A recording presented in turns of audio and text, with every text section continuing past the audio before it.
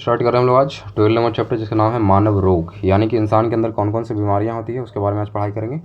तो ध्यान से देखिएगा, कुछ पॉइंट से पहले उसके बारे में जान लेते हैं। पहला पॉइंट बोल रहा है कि जो नाम है मेकुलाच, ये साइंटिस्ट का नाम है। मेकुलाच ने 1827 ईस्वी में सर्वप्रथम मलेरिया शब्द का प्रयोग किया था। याद रखना है, मलेरिया शब्द का इस्तेमाल सबसे पहले किसने करा था? तो मेकुलाच ने किया था 1827 ईस्वी में, 1827 में करा था उन्होंने। मलेरिया की जो पुष्टि किया जाता है किसके द्वारा किया जाता है? तो आर डी किट्स सूक्ष्मदर्शी के द्वारा की जाती है। आर डी किट्स सूक्ष्मदर्शी के द्वारा किया जाता है मलेरिया रोग का पुष्टि कि है या नहीं है। ठीक है। सेकंड पॉइंट में रखना है लेवरन के बारे में। लेवरन ने 1880 में क्या करा था? इन्होंने मलेरिया परजीवी प्लाज्मोडियम का खोज करा था। मलेरिया परजीवी प्लाज्मोडियम खोज किसने करा? तो लेवरन ने किया था 1880 ईस्वी में। नेक्स्ट पॉइंट बोल रहा है कि रोनाल्ड रॉस के बारे में। 1887 ईस्वी में क्या करा था? इन्होंने बताया था कि जो मलेरिया का जो वाहक है वो मच्छर होता है, यानी कि मच्छर के कारण मलेरिया होता है। पहले किसी को नहीं पता था कि किसके कारण मलेरिया होता है, लेकिन पहली बार किसने बताया? रोनाल्ड रॉस ने बताया कि मच्छर इसका वाहक है, किसका? मलेरिया का। नेक्स्ट पॉइंट याद रखना, मलेरिया रोग में लाल रुधिर के कारण जो नष्ट हो जाते हैं, यानी कि आरबीसी जो है क्या होता है? वो नष्ट हो जाता है और रक्त में कमी आती है। और क्या होगा? इससे क्या होगा? रक्त में कमी आ जाएगी। तो इसके उपचार के लिए हम क्या क्या इस्तेमाल कर सकते हैं? तो मलेरिया के उपचार के लिए आप इस्तेमाल करोगे कुनैन का इस्तेमाल कीजिए। कुनैन, पेलोड्रीन, क्लोरोक्वीन, पीमाक्विन, ये सारी औषधियों का नाम है जो कि आपको इस्तेमाल करना चाहिए। कुनैन, पेलोड्रीन, क्लोरोक्वीन और पीमाक्विन। ठीक है। नेक्स्ट पॉइंट याद रखने लेकर बोल रहा है कि 1882 ईस्वी में जर्मन वैज्ञानिक जिनका नाम था रॉबर्ट कॉच, इन्होंने कॉलरा और टीबी के जीवाणु खोज करा था। किसका? कॉलरा और टीबी के जीवाणु खोज किसने करा था? तो रॉबर्ट कोच ने किया था। कहाँ के वैज्ञानिक? जर्मनी के। कब किया था? 1882 में, कॉलरा और टीबी का। ठीक है। नेक्स्ट पॉइंट पढ़ेंगे, लुईस पास्चर ने क्या करा? तो लुईस पास्चर ने रेबीज का टीका खोजा, साथ में दूध का पुष्टाजन प्रोसेस है, इसके बारे में लुईस पास्चर ने डेवलप किया था। ठीक है। रेबीज का टीका और दूध का पुष्टाजन की खोज किन्होंने करा? लुईस पास्चर ने। नेक्स्ट पढ़ेंगे, बच्चों में जो डीपीटी का टीका है उन्हें डिप्थीरिया, काली खांसी, टिटनेस रोग प्रतिरक्षण के लिए दिया जाता है। यानी कि ये सारी बीमारियों से बचने के लिए हम क्या करते हैं? डीपीटी का टीका देते हैं। किसके लिए? डिप्थीरिया के लिए, काली खांसी के लिए और टिटनेस के लिए। ठीक है। नेक्स्ट पॉइंट पढ़ेंगे, कुछ रोग हैं तो उसके बारे में पढ़ेंगे कौन कौन से रोग किसके से होता है। तो पहला जो है रोग उसका नाम है परजीवी से होने वाला रोग। परजीवी यानी कि प्रोटोजोआ से होने वाला रोग। पहला जो बीमारी है उसका नाम है मलेरिया। मलेरिया जो होता है प्रोटोजोआ से होता है, याद रखिएगा, ध्यान दीजिएगा। ये सारे लिस्ट बताए जा रहे हैं, लगभग 5 बीमारियाँ हैं। ये पाँचों क्या होगा? प्रोटोजोआ से होगा। फर्स्ट पढ़ेंगे मलेरिया। तो मलेरिया का जो प्रभावित अंग क्या होगा? तिल्ली या आरबीसी, यानी कि आरबीसी क्या होगा? आपका नष्ट होना शुरू हो जाएगा और तिल्ली भी से प्रभावित होगा। परजीवी इसका क्या है? तो परजीवी है प्लाज्मोडियम। प्लाज्मोडियम के कारण क्या होता है? मलेरिया होता है। वाहक क्या है? तो मादा एनीफिलिस है। मादा एनीफिलिस मच्छर ही इसको क्या करता है? एक जगह से दूसरी जगह क्या करता है? ट्रांसफर करता है। लक्षण ये है कि ठंड के साथ आपको बुखार आना शुरू हो जाएगा। ठीक है। ठंड के साथ आपको बुखार हो जाए तो समझिए कि आपको मलेरिया हो गया। ठीक है। नेक्स्ट पढ़ते हैं पायरिया के बारे में। तो पायरिया ये भी क्या होता है? प्रोटोजोआ से होगा। प्रभावित अंग याद रखना है मसूड़ा है। इसके लिए जो परजीवी जिम्मेदार है वो कौन है? Entamoeba gingivalis. Entamoeba gingivalis क्या करता है इसके लिए? इसका परजीवी है। ठीक है। और इसमें क्या होने वाला? मसूड़े से रक्त निकलना शुरू हो जाएगा। मसूड़ा से क्या होगा? रक्त निकलना शुरू हो जाए तो समझिए क्या क्या हो गया? आपको पायरिया हो गया। नेक्स्ट बोलेंगे थर्ड बीमारी, सोने की बीमारी। सोने की बीमारी मतलब आपको काफ़ी ज़्यादा नींद आने वाला है। तो प्रभावित अंग तो सिंपल क्या होगा? मस्तिष्क होगा। परजीवी जो इसमें है वो भागीदार लेगा, उसका नाम है ट्रिपेनोसोमा। ट्रिपेनोसोमा इसका क्या है? परजीवी है जो क्या करता है इसको, इसी कारण क्या होगा? हमारे सोने की बीमारी होगा। और वाहक मच्छर कौन सा है? तो सीसी मक्खी के कारण होता है। मच्छर नहीं हो गया, सीसी मक्खी जो है, सीसी मक्खी इसका वाहक है। यानी कि मक्खी एक दूसरी जगह तक ये फैला सकता है सोने की बीमारी, सोच लो। इसमें क्या होगा? बहुत नींद के साथ क्या होगा? आपको बुखार भी रहेगा। नींद तो आएगा ही, लेकिन काफ़ी ज़्यादा बुखार भी रहेगा। तो इसी को बोलते हैं सोने की बीमारी। नेक्स्ट पढ़ेंगे चौथा नाम, इसका नाम है पेचिस। पेचिस जो होगा प्रोटोजोआ से प्रभावित अंग क्या होगा? आंत होगा। यानी कि जो आपका आंतरिक भाग है आंत, वो पेचिस से प्रभावित होगा। परजीवी जो है इसके लिए जिम्मेदार उसका नाम है anti amoeba histolytica. Anti amoeba histolytica परजीवी जिम्मेदार है। ठीक है। इसमें होने वाला क्या है? लक्षण क्या है इसके? तो श्लेष्मा में खून के साथ दस्त होने वाला है। दस्त, दस्त मतलब आपको जो बाथरूम होगा क्या होगा? उसके साथ खून आएगा। श्लेष्मा और खून के साथ आपको क्या? दस्त होगा। ठीक है। इसी को बोलेंगे पेचिस। नंबर 5 पढ़ते हैं, इसका नाम है कालाजार। कालाजार भी किससे होगा? प्रोटोजोआ से होगा। प्रभावित अंग को याद रखना, आपका अस्थि मज्जा यानी कि बोन मैरो आपका प्रभावित अंग होगा कालाजार के लिए। और परजीवी इसके लिए जिम्मेदार कौन है? तो इसका नाम है लैसेमैनिया डोनावानी। लैसेमैनिया डोनावानी इसके लिए जिम्मेदार मतलब परजीवी जिम्मेदार है। और मच्छर कौन है इसके लिए जो वाहक है इसका? उसका नाम है बालू मक्खी। बालू मक्खी क्या करता है? एक जगह से दूसरी जगह क्या करेगा? आपको ट्रांसफर करेगा कालाजार को। इसमें क्या होने वाला है? तेज़ बुखार होगा। तो ये जो जितने 5 लिस्ट थे ये क्या था? प्रोटोजोआ से होने वाली बीमारी का लिस्ट था। नेक्स्ट लिस्ट पढ़ेंगे जीवाणु यानी कि बैक्टीरिया से होने वाले रोगों के बारे में, ठीक है। तो कौन कौन सी बीमारी जो बैक्टीरिया से होने वाला है। पहला जो बीमारी उसका नाम है टिटनेस। टिटनेस होगा, इसमें क्या होने वाला, प्रभावित जो अंग है वो तंत्रिका तंत्र है, यानी कि जो आप सेंसेशन आप में होता है बॉडी में सेंसेशन, वो कुछ होगा ही नहीं, पता ही नहीं चला कहाँ पे चोट लगा क्या नहीं लगा। तो तंत्रिका अंग तंत्र को हिट करेगा कौन, टिटनेस। जीवाणु का नाम क्या है, तो जीवाणु इसके लिए बीमारी उसका नाम है क्लास्ट्रीडियम टेटनी नाम है, क्लास्ट्रीडियम टेटनी, इसलिए इसका नाम ही है टिटनेस, क्लास्ट्रीडियम टेटनी। इसमें क्या होने वाला, तेज़ बुखार आपको आएगा टिटनेस हो जाएगा तो, शरीर में ऐंठन शुरू हो जाएगा और जबड़ा बंद होना, जबड़ा बार बार क्या रहेगा, बंद ही रहेगा, तेज़ बुखार आएगा, शरीर में क्या होगा, ऐंठन होगा, तो आप समझो कि आपको टिटनेस हो गया। नेक्स्ट पॉइंट पढ़ेंगे हैजा। हैजा भी क्या होगा, बैक्टीरिया से होगा। प्रभावित अंग याद रखना, हैजा जो होता है आंत, आंत को आपको इफेक्ट करेगा। इसके लिए जिम्मार कौन है, इसका नाम है विब्रियो कॉलरी। विब्रियो कॉलरी से क्या होगा, हैजा होगा, विब्रियो कॉलरी। लगातार आपको दस्त होने वाले और उल्टियाँ भी होगी, दस्त और उल्टियाँ दोनों होंगी हैजा में। नेक्स्ट पढ़ेंगे टाइफाइड। टाइफाइड हुआ ये भी क्या करेगा, आंत को हिट करेगा। जीवाणु किसके लिए जानते हैं, salmonella, salmonella typhi, salmonella typhi से होगा टाइफाइड, साल्मोनेला टाइफी, टाइफाइड इससे होगा, ठीक है। इसमें क्या होने वाला, तेज़ बुखार होगा, साथ में सिर दर्द भी होगा आपको, टाइफाइड रहेगा तो सिर दर्द कंफर्म होगा, ठीक है। नेक्स्ट पढ़ने वाले क्षय रोग। क्षय रोग फेफड़ा को हिट करेगा, यानी फेफड़ा को प्रभावित करेगा क्षय रोग। इसके लिए जीवाणु बैक्टीरिया का नाम क्या है, तो इसका नाम है माइकोबैक्टीरियम ट्यूबरक्लोसिस, माइकोबैक्टीरियम ट्यूबरक्लोसिस जीवाणु इसके लिए जिम्मेवार है। इसमें क्या होगा, आपको बार बार खांसी के साथ क्या होगा, कफ निकलेगा, साथ में रक्त भी निकलेगा, खांसी के साथ कफ और रक्त निकलेगा, तो समझिए कि आप क्या हो गया, आपको क्षय रोग हो गया। नेक्स्ट पढ़ेंगे डिप्थीरिया के बारे में। तो डिप्थीरिया क्या हिट करेगा, सांस नली को इफेक्ट करेगा, सांस नली यानी सांस लेने में आपको दिक्कत होगा।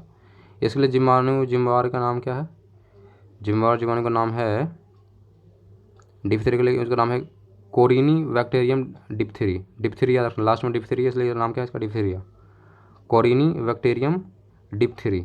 इसमें क्या होगा, आपको सांस लेने में कठिनाई होगा, साथ में दम घुटना शुरू हो जाएगा, तो आप समझिए कि आपको डिप्थीरिया हो गया। नेक्स्ट पढ़ेंगे प्लेग के बारे में।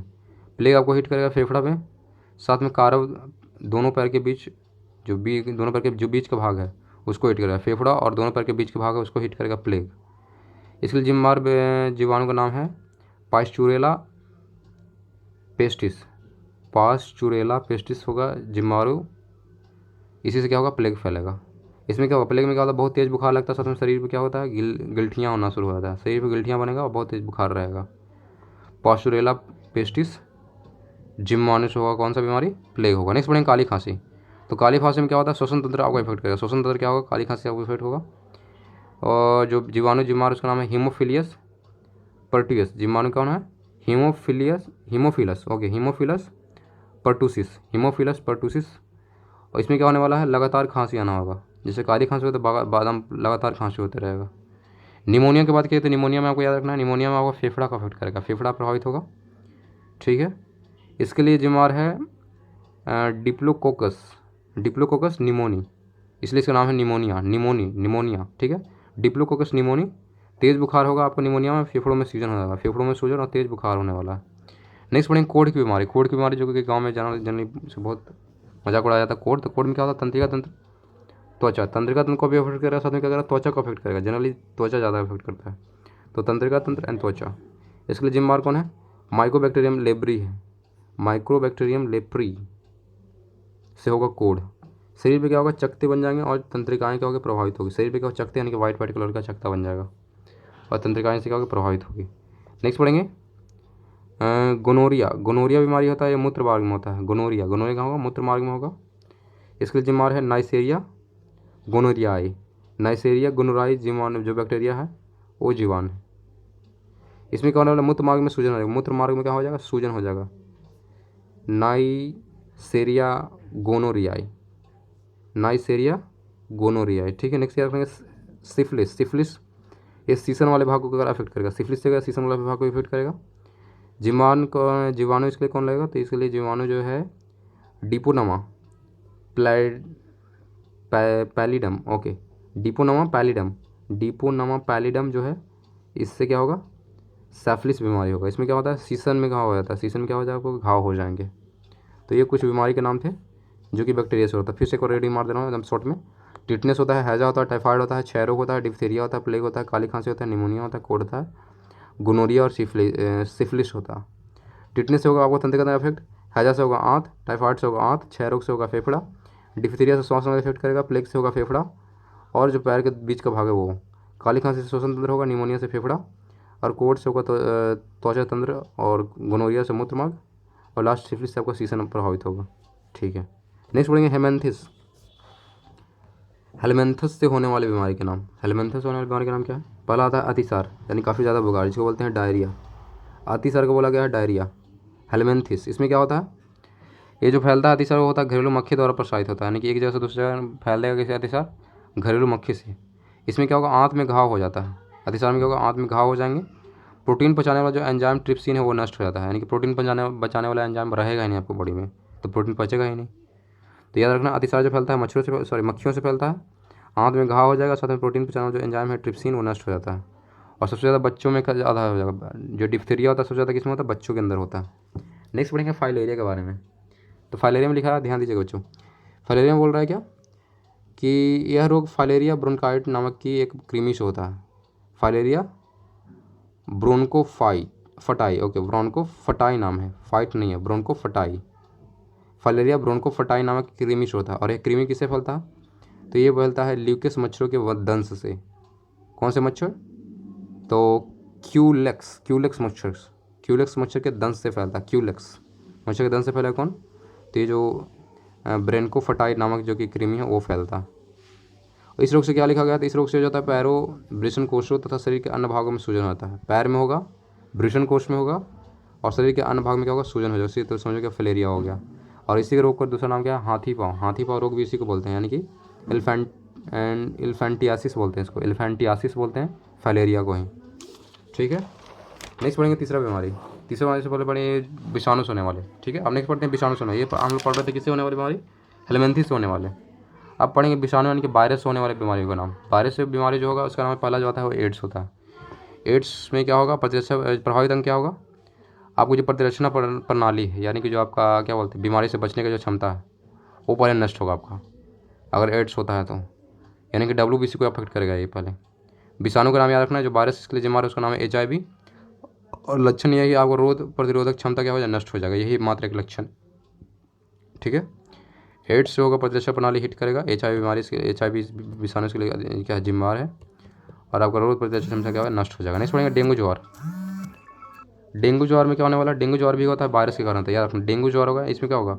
इसको बोलते हैं शॉर्ट फॉर्म में हड्डी तोड़ बुखार। ठीक है, संपूर्ण शरीर क्या होगा? खासकर सिर और आँख पर जोड़ प्रभावित करेगा। सिर को सबसे ज़्यादा प्रभावित करेगा, फिर आँख को, फिर जोड़ को, जहाँ जॉइंट से आपके जहाँ दो हड्डियाँ जुड़ती हैं उसको प्रभावित करेगा, आँख को प्रभावित करेगा, साथ में सिर को प्रभावित करेगा। इसके लिए जो वायरस बीमार उसका नाम है अरबोवायरस। डेंगू ज्वर के लिए अरबोवायरस। इसमें क्या होगा? आँखों, पेशियों और सिर तथा जोड़ों में दर्द, ये इसका क्या है? लक्षण है। नेक्स्ट बढ़ते हैं पोलियो भी क्या होगा? वायरस से होगा। इसमें गला रीढ़ नाड़ी संस्थान क्या होगा? प्रभावित होगा, गला रीढ़ नाड़ी संस्थान।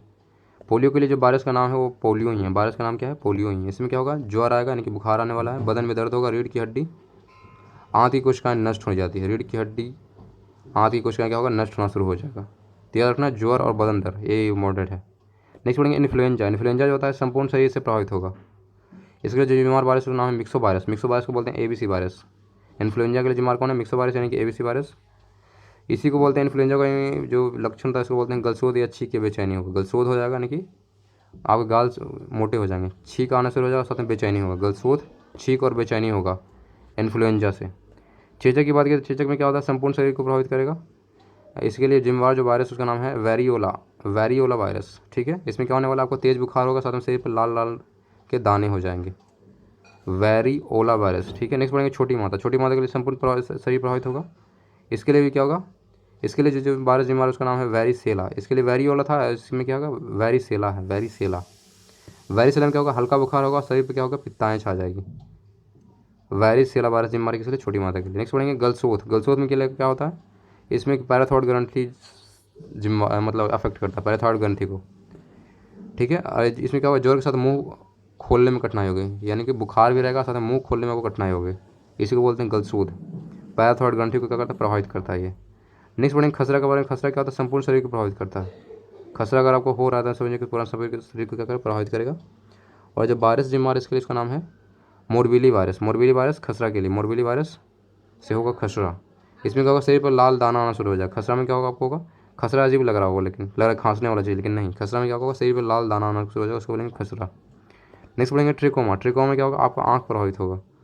आँख क्या होगा, आँख आपके लाल हो जाएंगे, साथ में आँखों में दर्द भी होगा, तो समझिए आपको क्या होगा, ट्रिकोमा हो गया। नेक्स्ट पढ़ने वाले हेपेटाइटिस, या इसी को बोलते हैं पीलिया। हेपेटाइटिस को ही बोलते हैं पीलिया। प्रभावित अंग जो है आपका यकृत होने यानी कि लीवर होने वाला है। इसमें क्या होगा, आपको पेशाब पीला आएगा, आँख और त्वचा जो भी होगा वो भी पीले पड़ जाएंगे। इसी को बोलते हैं हेपेटाइटिस या पीलिया बोलते हैं। नेक्स्ट पढ़ेंगे रेबीज। रेबीज में याद रखना है तंत्रिका तंत्र प्रभावित होगा, यानी कि जो सेंसेशन है वो ज़्यादा आपका खत्म होना शुरू हो जाएगा। रेबीज में क्या होगा, तंत्रिका तंत्र प्रभावित होगा। जो जिम्मेवार वायरस है उसका नाम है रेबिडो वायरस। रेबिडो वायरस नहीं होता है क्या, रेबीज होता है। इसमें क्या होगा, रोगी पागल हो जाता है, जीभ बाहर निकालता। रोगी क्या हो जाएगा, पागल हो जाएगा, जीभ को बार बार क्या करेगा, बाहर निकालेगा। नेक्स्ट पढ़ेंगे मेनिनजाइटिस। मेनिनजाइटिस में क्या होता है, मस्तिष्क प्रभावित होता है। मेनिनजाइटिस में क्या होगा, मस्तिष्क प्रभावित होगा। इसमें क्या होने वाला, काफ़ी तेज़ बुखार आएगा मेनिनजाइटिस में। इसका लक्षण ये है कि काफ़ी तेज़ बुखार होगा। नेक्स्ट पढ़ेंगे हर्पीज। हर्पीज जो होता है इसमें त्वचा प्रभावित होता है। हर्पीज में होगा, त्वचा प्रभावित होगा। और साथ में जो वायरस जिम्मार उसका नाम है हर्पिस नाम है। हर्पीज के लिए हर्पिस जिम्मार है, ठीक है। और त्वचा में क्या हो जाएगा, सूजन हो जाती है, याद रखना, त्वचा में सूजन। एक बार हम क्या करते हैं, दोनों को वायरस में बता दे रहे हैं, फिर से रिवीजन कर दे रहे हैं, ठीक है। सिर्फ वायरस, एड्स के लिए जो वायरस चाहिए, HIV चाहिए, डेंगू ज्वर के लिए अरबो वायरस, पोलियो के लिए पोलियो वायरस, इन्फ्लुएंजा के लिए मिक्सो वायरस जिसको ABC वायरस बोलते हैं, चेचक के लिए हो जाएगा वेरियोला वायरस, छोटी माता के लिए हो जाएगा वैरिसेला वायरस, और खसरा के लिए आपको हो जाएगा मोरबेली वायरस। और वही बात किया जाएगा रेबीज के, तो रेबीज के लिए हो जाएगा रैबिडो वायरस के लिए जिम्मेदार है। और हर्पिस के लिए हो जाएगा हर्पिस वायरस, स है लास्ट में, ठीक है। नोट करके लिखा होगा एड्स जो होता है, इसको एड्स का फुल फॉर्म लिखा हुआ है, एक्वायर्ड इम्यूनो डिफिशियंसी सिंड्रोम बोलते हैं। एक्वायर्ड इम्यूनो डिफिशियंसी सिंड्रोम बोलते हैं, एड्स को बोलते हैं। नेक्स्ट पढ़ेंगे फुफुन के बारे में, यानी कि फुफुन से होने वाले रोग, यानी कि फंगस से होने वाले कुछ बीमारियाँ, उसका नाम पहला आता है दमा। दमा यानी कि अस्थमा बोलते हैं इसको अंग्रेजी में। अस्थमा में क्या होता है, फेफड़ों में क्या होता है, एस्परजिलस फिलिमिगेट्स नामक कवक के पहुंचकर वहां जाल बनाकर फेफड़ों का काम अवरुद्ध कर देता है।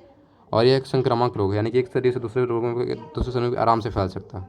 क्या करेगा, क्या होगा, फेफड़े में जाल बना देगा। दमा में ये तो फेफड़े में करता है, जाल बनाता है, यानी फेफड़े का काम क्या करता है, अवरुद्ध कर देगा ये दमा यानी कि अस्थमा। उसके क्या होगा, कौन सा कवक जिम्मार है, तो एस्पेजिलस फिगमेंटस जिम्मार है, ठीक है। नेक्स्ट पढ़ेंगे एथलीट फूड के बारे में। एथलीट फूड क्या करता है, एथलीट फूड में होता है टीनिया पेडिस। एथलीट फूड क्या होता है, टीनिया पेडिस नामक कवक के लिए जिम्मेदार होता है, टीनिया पेडिस, ठीक है। इसमें क्या होने वाला है, पैरों की त्वचा को फटने और कटने और मोटे होने को लगता है।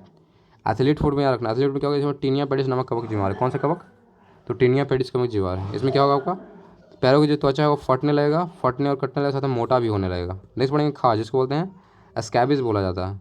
इसमें एक्रेस स्कैबिस नामक कवक जिम्मेदार है। कौन सा कवक, एक्रेस एक्रेस एक्रेस एक्रेस स्कैबिज। एक्रेस स्कैबिज नामक कवक क्या है, कवक जिम्मेदार। इसमें क्या होगा, त्वचा में खुजली होगा, साथ में सफ़ेद दाग हो जाएंगे, त्वचा में खुजली होगा, सफ़ेद दाग हो जाएंगे। नेक्स्ट पढ़ेंगे गंजापन, जिसको बोलते हैं ब्लाइंडनेस, क्या बोलते हैं, ब्लाइंडनेस। ब्लाइंडनेस क्या होगा, टीनिया कैपेटिस नामक कवक जिम्मेदार है, टीनिया कैपेटिस। टीनिया कैपेटिस नामक क्या कवक जिम्मेदार है। इसमें क्या होता है, सिर के बाल गिरने शुरू हो जाएंगे, इसको बोलेंगे गंजा। कवक का नाम याद रखिएगा, टीनिया कैपेटिस से होता है गंजापन। नेक्स्ट बोलेंगे दांत। दांत को बोलते हैं रिंग वॉर्म। रिंग वॉर्म, इसमें क्या होने वाला है, ट्राइकोफाइटॉन, ट्राइकोफाइटॉन लेरू कोसम, ओके, ट्राइकोफाइटॉन लेरू कोसम नाम क्या है, कवक इसके लिए जिम्मेदार है, ट्राइकोफाइटॉन लेरू कोसम।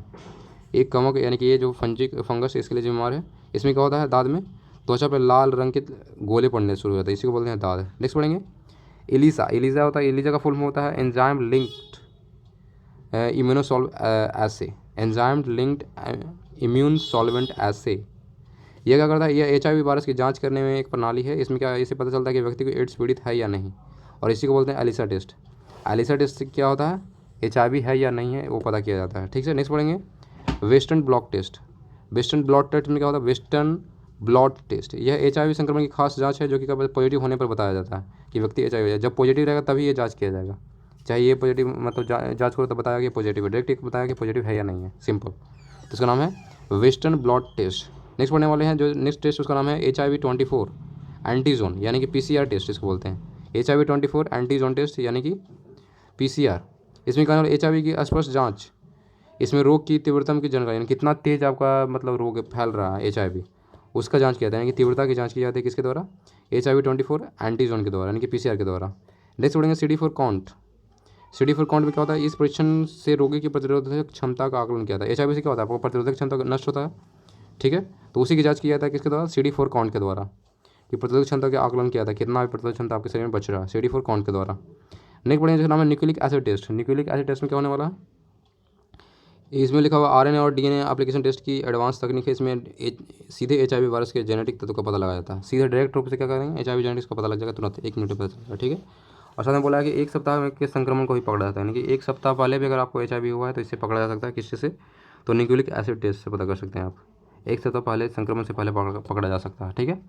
नेक्स्ट बढ़ने वाले एचआईवी पॉजिटिव लोगों के लिए एक एंटी रिट्रोवायरस थेरेपी की व्यवस्था की गई है। एंटी रिट्रोवायरस थेरेपी, जिसको बोलते हैं अंग्रेजी में ART सेवा शुरू किया, जिसकी शुरुआत कब किया गया था? 1 अप्रैल 2004 में शुरू किया गया था, याद रखना। HIV पॉजिटिव लोगों के लिए एंटी रिट्रोवायरस थेरेपी की शुरुआत जो किया गया था वो 1 अप्रैल 2004 में ही किया गया था। नेक्स्ट पॉइंट पढ़ेंगे, वर्तमान में एड्स के उपचार के लिए जो है azido thymidine, okay, azido thymidine AZT इसको बोलते हैं शॉर्ट फॉर्म में। ये औषधि का इस्तेमाल करते हैं, याद रखना। एड्स के उपचार के लिए जो औषधि इस्तेमाल किया था उसका नाम है एजिडो थाइमिडीन, यानी कि AZT का इस्तेमाल किया जाता है। नेक्स्ट पढ़ेंगे, डेंगू ज्वर मादा एडिस मच्छर के काटने से फैलता है। याद रखना, जो डेंगू ज्वर होगा, नहीं डेंगू बुखार जो होने वाला है वो मादा मच्छर जिसका नाम है एडिस एजेप्टी मच्छर के काटने से फैलता है। जो पहला मामला जो आया था वो डेंगू ज्वर का, वो मामला आया था हमारे भारत में 1963 में, यानी कि 1963 में आया था, कोलकाता के में आया था। 1963 में कोलकाता में पहली बार किसी को डेंगू ज्वर हुआ था। डेंगू ज्वर के कारण क्या लिखा हुआ, मानव शरीर में प्लेटलेट्स जो है वो उससे कम हो जाता है, प्लेटलेट्स बनना बंद हो जाता है, यानी कम जाता है, प्लेटलेट्स की जो है कमी हो जाती है डेंगू ज्वर के कारण। ठीक है। नेक्स्ट पढ़ने वाले पॉइंट, इसमें लिखा पोलियो वैक्सीन का जो विकास किया गया था वो किसके द्वारा किया था? लिखा हुआ जोनस साल्क ने 1962 में अल्बर्ट साबिन द्वारा किया। एक सेकेंड, पोलियो वैक्सीन का विकास 1952 में जोनस साल्क था, 1962 में अल्बर्ट, यानी 2 लोगों ने मिलकर करा है। देखो 1952 में किसने खोज करा? जोनस साल्क ने खोज करा पोलियो वैक्सीन का। और 1962 में किसने खोज करा? तो अल्बर्ट साबिन ने, यानी कि दोनों ने करा है खोज बारी बारी से। 1992 में जोनस साल्क ने और 1962 में अल्बर्ट साबिन ने। अब यहाँ दिखाया गया जो पोलियो वायरस को 3 प्रकार होते हैं, type 1, type 2 and type 3। Generally से लोगों को क्या होता है? टाइप 2 और टाइप 3 होता है। सबसे ज़्यादा क्या होता है? टाइप 3 पोलियो वायरस लोगों में फैलता है। तो इसलिए जो टीकाकरण जब जनरली बनाया था वो टाइप 3 के ही होते हैं, ज़्यादा जो टीके होते हैं, जो वैक्सीन होता है जो। ठीक है। नेक्स्ट पढ़ेंगे चिकनगुनिया में क्या होता है? ये लिखा हुआ, ये गैर घातक वायरल बीमारी है। ठीक है। और जो पहली बार भारत में हुआ था वो 2006 में हुआ था, चिकनगुनिया। ठीक है। इसमें क्या होता है? इसमें बोला गया कि यह मादा एडिस मच्छर, मुख्यतः एडिस एजिप्टी मच्छर काटने से फैलता है। कौन मच्छर? एडिस एजिप्टी के मच्छर काटने से फैलता है। जो डेंगू ज्वर था इसी से फैल रहा था और चिकनगुनिया भी इसी से फैल रहा है। एडिस एजिप्टी मच्छर काटने से फैलता है। साथ में याद रखना, मच्छर संक्रमित व्यक्ति को काटकर अन्य लोगों को फैलाते हैं। यहाँ देखो, जो चिकनगुनिया फैलता है किससे फैलता है? मच्छर के माध्यम से ही फैलता है। अगर इंसान एक दूसरे के अगर बार तो चिकनगुनिया एक दूसरे को नहीं हो जाएगा। इसके लिए क्या होगा? मच्छर एक आदमी को काटा, दूसरे आदमी को काटेगा तो जाके दूसरे आदमी को हो जाएगा। लेकिन वही दोनों आदमी अगर साथ में भी है, खा रहा है, पी रहा है, तो कुछ भी नहीं होगा, उसको चिकनगुनिया नहीं हो सकता। लेकिन मच्छर एक को काट के दूसरे को काट ले तो चिकनगुनिया फैल जाएगा। कुछ मनुष्यों में होने वाले अनुवांशिक रोग भी हैं, यानी कि जेनेटिक्स बीमारी, जो कि हम में हुआ है तो हमारे बच्चों में होगा, हमारे आने वाले जनरेशन में होते रहेगा, उसी को बोलते हैं अनुवांशिक रोग। जैसे कि आता है वर्धानता, जिसको बोलते हैं कलर ब्लाइंडनेस। इसमें क्या होता है कि आपको जो लाल और हरा रंग है उसको पहचानने में आप कन्फ्यूज हो जाते हैं, यानी कि ये स्पष्ट रूप से नहीं दिखा देता लाल और हरा रंग जनरली। ये लिखा, इस रोग में मुख्य रूप से पुरुष ज़्यादा प्रभावित होते हैं। जो पुरुष लोग हैं वो काफ़ी ज़्यादा प्रभावित होंगे कलर ब्लाइंडनेस से। और स्त्रियों में तभी पॉसिबल जब उनके दोनों गुणसूत्र के यहाँ एक्सेस हों, यानी दोनों गुणसूत्र क्या होगा? प्रभावित रहेंगे तभी जाके हो सकता है। यानी माना कि दोनों गुणसूत्र में क्या है? कलर ब्लाइंडनेस वाला का जीन है प्रेजेंट, तभी जाकर उनको कलर ब्लाइंडनेस होगा उनके आने वाले बच्चों में। ठीक है। तो दोनों गुणसूत्र प्रभावित होना चाहिए तब होता है। लेकिन यहाँ लिखा हुआ कि सबसे ज़्यादा मनुष्य में होगा, लेकिन रोग वाहक कौन है? तो स्त्रियाँ इसकी रोग वाहक है, यानी कि स्त्रियों के माध्यम से ही क्या होता है? जनरेशन टू जनरेशन क्या होगा? फैलेगा कलर ब्लाइंडनेस। याद रखना, कलर ब्लाइंडनेस क्या होगा? स्त्रियों के माध्यम से क्या होगा? एक जनरेशन दूसरे जनरेशन से फैलेगा। नेक्स्ट पढ़ेंगे हीमोफीलिया के बारे में।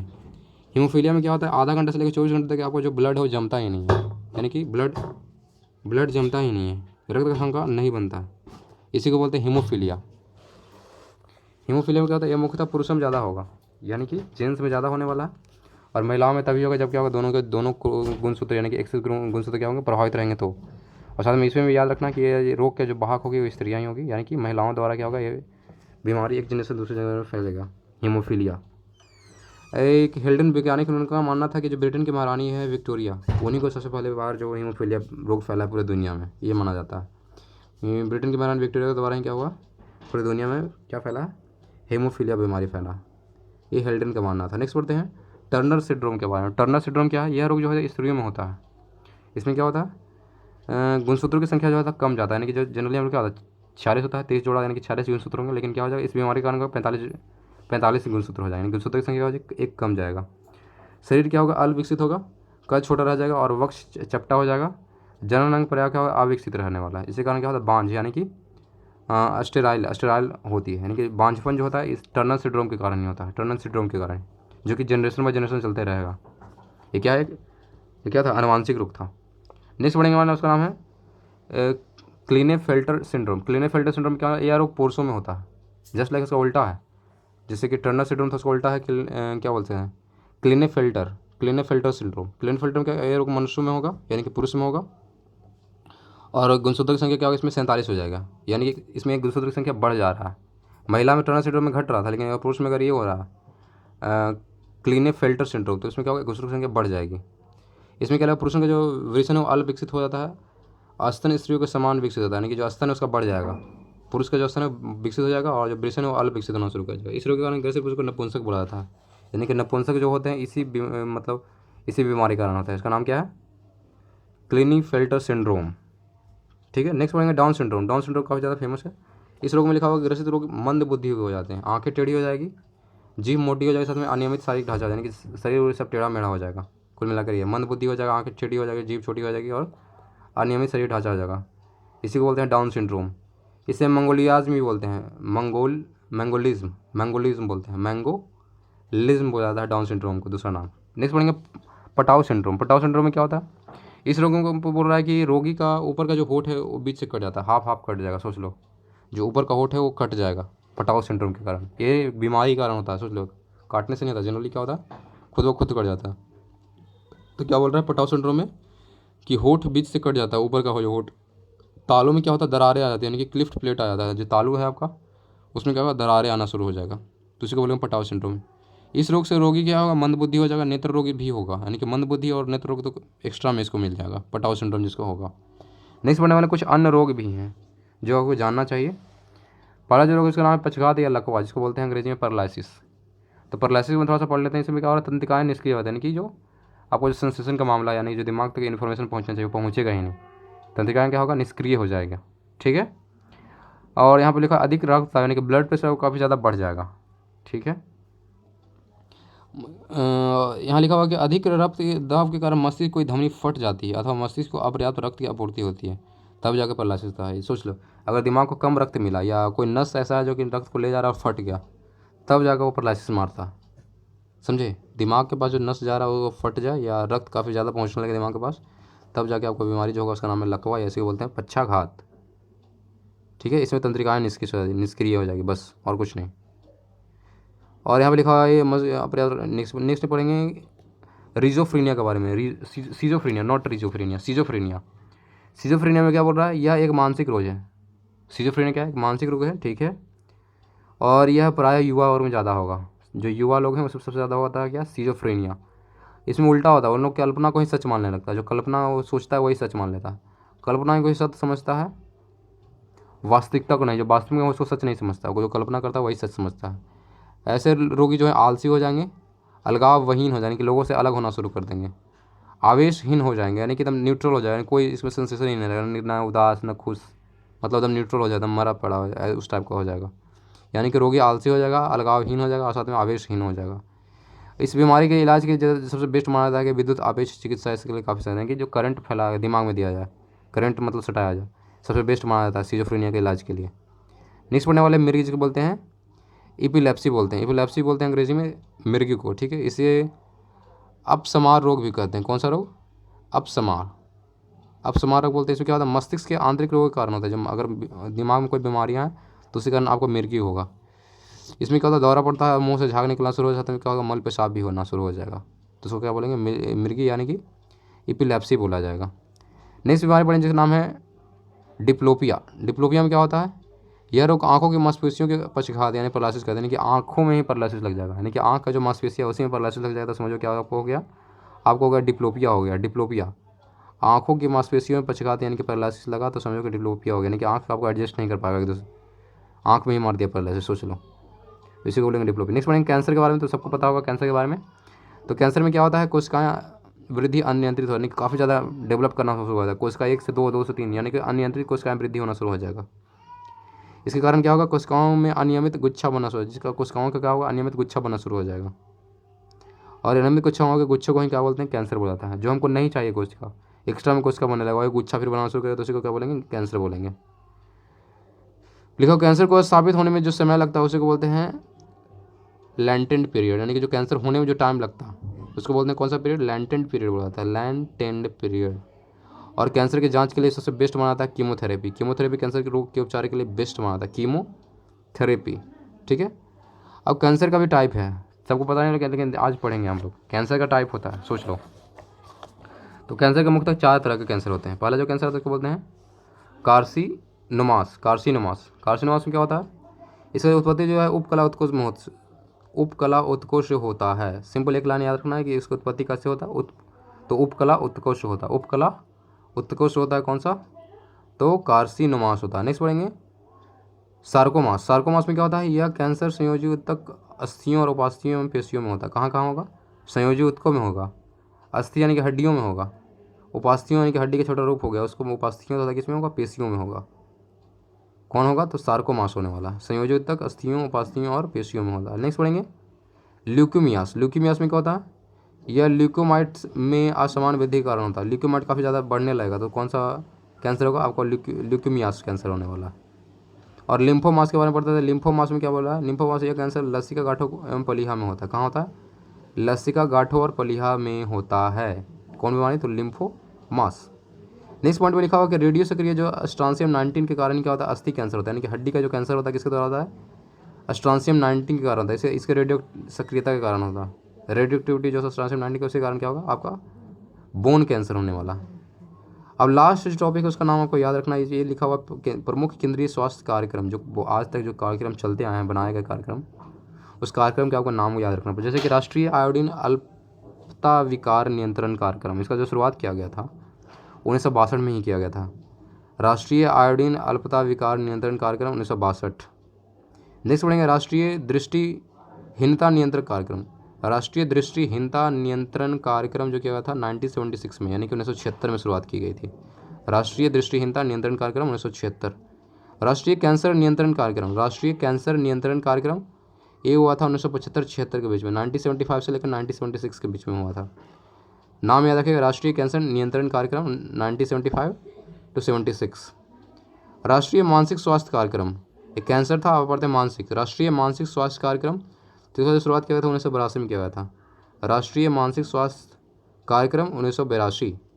राष्ट्रीय एड्स नियंत्रण कार्यक्रम, राष्ट्रीय एड्स नियंत्रण कार्यक्रम 1992। राष्ट्रीय एड्स नियंत्रण कार्यक्रम 1992 में हुआ था।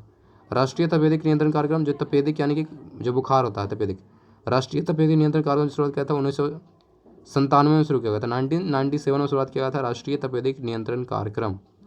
नेक्स्ट पढ़ेंगे प्रजनन एवं बाल स्वास्थ्य कार्यक्रम। प्रजनन एवं बाल स्वास्थ्य कार्यक्रम की शुरुआत किया गया था 1997 से लेकर 1998 के बीच में। 97-98 में इसका खोज किया था, प्रजनन बाल स्वास्थ्य कार्यक्रम की शुरुआत किया गया था।